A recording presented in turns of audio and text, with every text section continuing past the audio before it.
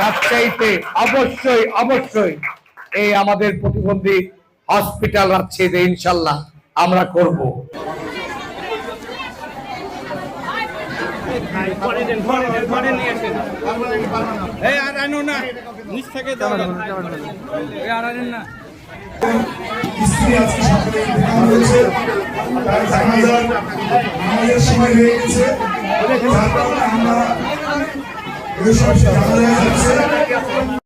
আম্মার জন্য এটা উনি তো সিঁড়িতে উঠতে পারছেন, তার পক্ষে তার সন্তান কেমন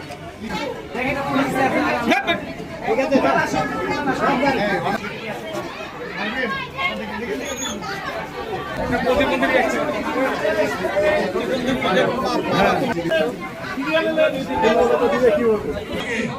আসে